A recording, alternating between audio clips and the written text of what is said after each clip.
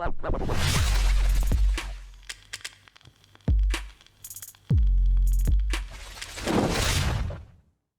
what is going on, everybody? Today we're going to cover all of the new updates from patch 3.2, talking about the class changes with the gadgets and the new vault weapons we just got, along with the new hotfix that's coming out tomorrow, which is going to change a couple of things, kind of what I think to be a bit much, but in the right direction.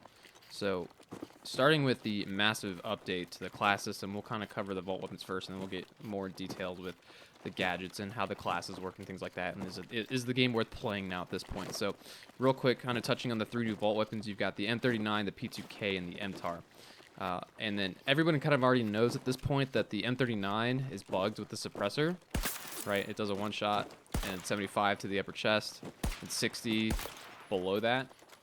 And that does this all the way out to 40 meters. The only downside to this weapon itself is the bullet velocity is pretty bad.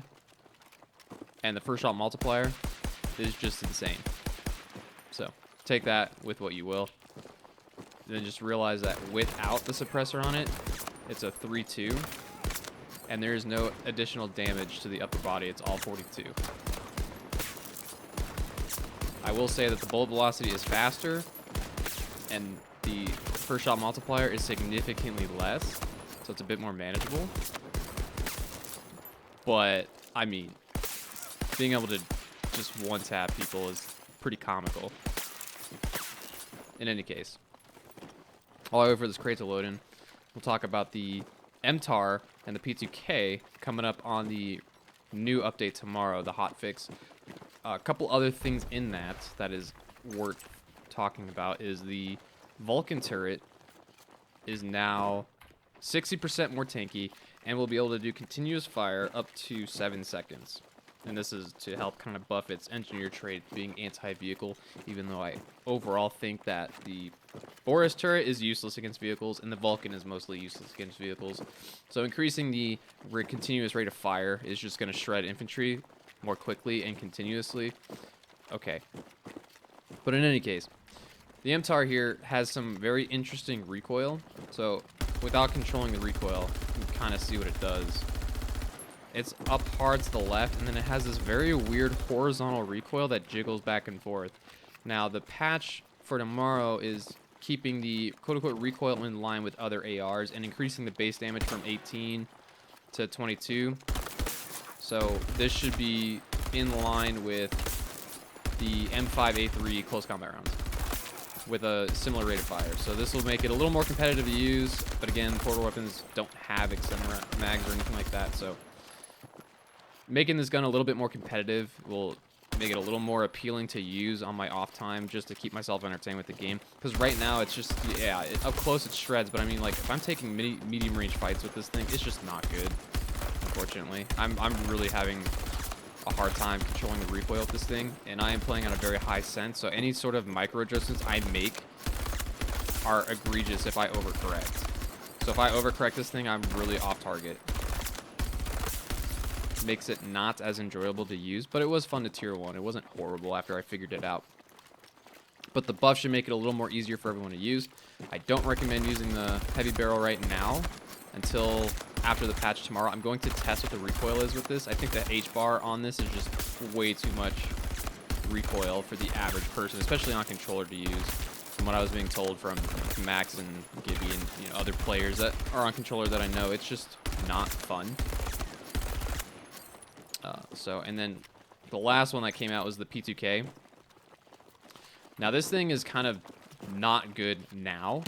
It's a 4 bullet to kill within 14 meters. And you see outside of that it does 18. I might be wrong, it's 15 meters. Either way. Within 15 meters is a 4 bullet to kill. After tomorrow, that's changing to 50 meters. It'll do 28 damage out to 50 meters. I will test this to verify what they're saying is true, and we'll go from there. However, that is nuts. Let's just keep this in mind and put in perspective that 50 meters is the same 4 bullet to kill range that the Scar has.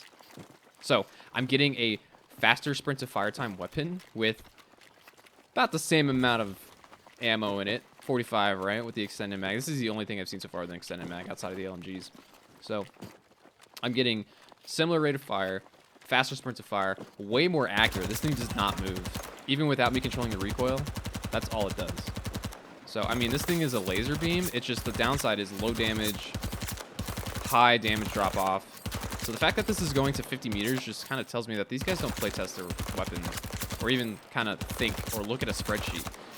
Because the Bison, right, which is the best SMG in the game overall, the PP-29, is a 4-bullet to kill within 30 meters for all of the munition types for standard high-power subsonic. Okay, it doesn't change. It's all 30 meters.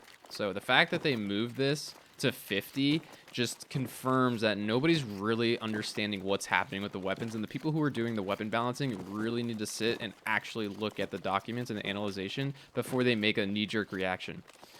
The other big positives to this patch that's coming out tomorrow is they're reverting the ADS sprint to fire and the ADS speed of drum mags and extended mags. Okay, that was a decision that they weren't sure was the right way to go with the game, and instead of making sure that's where they wanted to go or change something else, they implemented it anyways, and everybody hates it. Except there's a few guys out there who are like, yeah, you should get penalized for a drum mag or whatever, this and that. But again, the LMGs did not get a penalty to the sprint, their ADS time, or the sprint to fire time. It's all the same. And actually, because of this ADS nerf for the drum mags and the extended mags, it bugged the AR's sprint to fire time pretty significantly for all of us to notice. And it was actually confirmed by Dunksies or Drunksies on Twitter that they're aware of this bug. So whoever's running this show for weapon balancing seriously needs to figure it out, or he needs to be replaced. That's just my honest opinion. I'm sorry. Like, this amount of incompetency is just not acceptable. Going over to the rest of the game, I'm kind of talking about classes and weapons and gadgets and how everything flows in the game now is pretty well done, honestly. The last big patch that we had made everything kind of flow better, and gadgets and how everything flows in the game now is pretty well done, honestly. The last big patch that we had made everything kind of flow better. And so with it being able to get flown better into the game, there's more readability. You can tell who's running what as gadgets, who can have what can potentially kill my vehicle, what could potentially kill me with as infantry. So now C5 is restricted to the engineers and assault classes, so I know if I see a McKay or a Liz or a Dozer or Sundance, etc., I know that if they push me aggressively, I could potentially get C5, things like that. Or if I'm playing in a vehicle, I know that if I see a Boris, a Crawford, or a Liz, I know that I have to prioritize them first because they're going to ultimately try to take me out with rockets or etc. Following with assaults, if they try to push me, I know they have C5. So I can prioritize who I'm looking at on the map in the vehicle and stay alive longer by prioritizing my targets. So this readability in the game is a huge upgrade to survivability, not just for infantry, but for vehicle players. And what I'm seeing more of now are vehicles are staying alive longer, because back in the day, everybody could just equip whatever they wanted with gadgets and have this freedom of movement and doing whatever you want, and it just has your heart desires on your customization with the game, which was very unique, but is not Battlefield. And because of this, everyone was just kind of like, well, I don't need to worry about the vehicle. There's like 31 other players. I'm sure a few of them can, poke the vehicle for me. I don't have to worry about it. Well, that's not the case anymore. So you kind of have to switch. I've even switched to Liz myself a handful of times with, the people that play with me, just to knock out vehicles real quick and then switch back to playing medic and going on my merry way. And so just realize that you're going to have to coordinate more in the game, and you probably are going to have to focus vehicles more often than you think if you want to be effective on the game to get the push going, or take that point in conquest, whatever game mode you play or what you enjoy, whether it's hardcore, conquest, breakthrough, etc. So if there's vehicles involved, just bear in mind that I would highly encourage you to play the game and switch your roles as necessary if you're a competent player. Otherwise, you're just going to get at this kind of stalemate, and that vehicle's going to live way longer than it needs to. Now, and people are starting to argue that, oh, well, vehicles are way more strong, they can stay alive longer, like they're not dying. Like, no, just people aren't realizing they actually need to do their part. So talking to the class system itself, right? So now we've got our traditional recon, support, assault, and engineers. Okay, so I think overall where they put all of the characters makes sense. I've seen this argument online that Rao should be an engineer. I'm here to tell you no, Rao should not be an engineer. Rao hacks vehicles. You cannot hack a vehicle and be able to do damage to said vehicle by yourself as a quote-unquote one-man army. If you want to do that, you play with C5. That is the only time where it makes sense that a person can use their own body, throw themselves in danger, and be rewarded with taking out the vehicle by themselves. Outside of that, Rao is overpowered if you did that.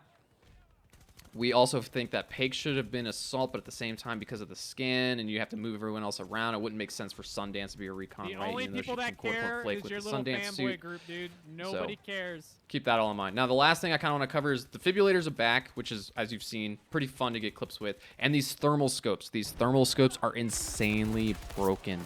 I can't tell you how many times that I've sat here and looked at thermals, and I'm just sitting here thinking, wow, why was this brought back into the game? You know what I mean? So that's fine, right?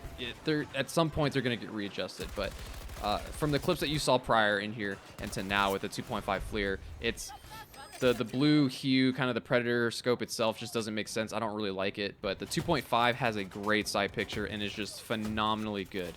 So that's the biggest changes to the update. Is the game worth it? I would say you could play the game now. If you bought the game and uninstalled it, reinstall it, give it a go, see if you like it. If you haven't bought the game, I would still highly encourage you to buy it on sale. Let me know if you have any other questions. That's all I have for you guys. Until the next video, I will catch you all later.